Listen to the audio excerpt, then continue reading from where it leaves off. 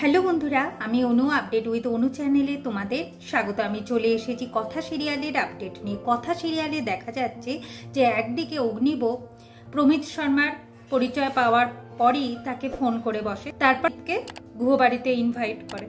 অন্যদিকে গুহবাড়িতে মামলার কাগজ এসে পৌঁছায়, পরের দিন থেকে হাজিরা দিতে হবে, কিন্তু কেসটা কে লড়বে? আমাদের কথা বলে আমাদের বাড়িতে তো উকিল রয়েছে প্রিয়াই যদি কেসটা লড়ে তাহলে ভালো হয় না। প্রিয়া প্রথমে রাজি হচ্ছিল না কেসটা লড়বার জন্য, কিন্তু পরে তার মা বোঝানোর পর প্রিয়া কেসটা লড়তে রাজি হয়। কারণ তার মা মানে লেখা তার মা বাবার ঋণ শোধ করবার জন্য মেয়েকে বোঝায় যে কেসটা যাতে সে লড়ে।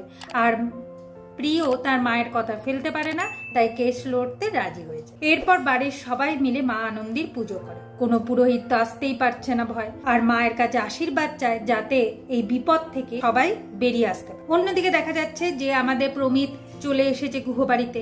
সে জানতে চাইছে যে গুহবাড়ির সবাই কি প্ল্যান করছে, কোন উকিল ধরেছে, এই সমস্ত কিছু, যা সহজে প্রমিত জানতে পারে যে প্রিয়া এই কেসটা লড়বে। আরো তো ডিটেলস জানতে হবে, সেই জন্য ঘুরিয়ে ফিরিয়ে অনেক কিছুই জানবার চেষ্টা করছে।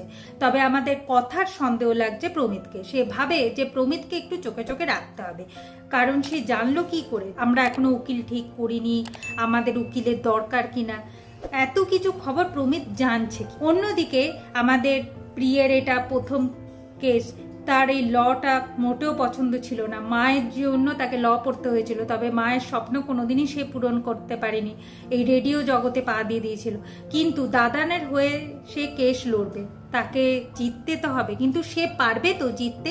ঠিক সেই সময় ভ্যাবলা চরণ আমাদের প্রিয়ের মনে জোর বাড়ায়, বলে যে প্রি পারবে। এমনকি গোপাল ঠাকুরের প্রসাদ আর আশীর্বাদী ফুল নিয়ে আসে, প্রিয়ের মাথায় ছুঁয়ে দেয়, এমনকি প্রসাদও খাইয়ে দেয়, আর বলে আপনি পারবেন, মনের জোর হারাবেন। কথার মাধ্যমে আপনি সবার মুখ বন্ধ করে দেবেন, যেমন ভাবে আগে রেডিওতে করত। আগামী পর্বে দেখা যাচ্ছে যে আমাদের প্রমিত বিশ্বাস কিছু লোককে ফিট করে যাতে গুহবাড়ির লোকেরা কোর্টে পৌঁছাতে না পারে। ওই সমস্ত লোকেরা চারদিকে গুঞ্জন ছড়িয়ে দেয় যে এই শশীভূষণ গুহর হাত পা ভেঙে দাও, গুড়িয়ে দাও, এসব করতে থাকে। শশীভূষণ গুহর গালে কালো দাগ লাগায় যাতে তারা কোর্টে পৌঁছাতে না পারে।